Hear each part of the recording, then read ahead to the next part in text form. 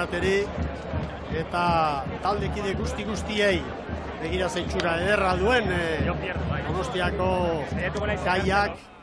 Hau da posa, hau da disfrutatzeko momentua. Hor da, Gorka Aranberri, banderaren bila lehenengoz.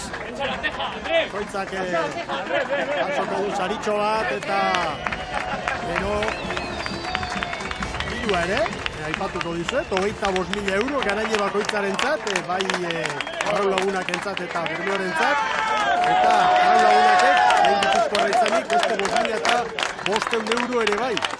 Adegi entzartak eman daki. Gorka Aranberriri eman dio bandera. Eneko goia alkate jaunak, hor da Bermeotarren patroia. Bandera aztentzen Gorka Aranberri, atzen taldekide guztiak. Zorionak Bermeo!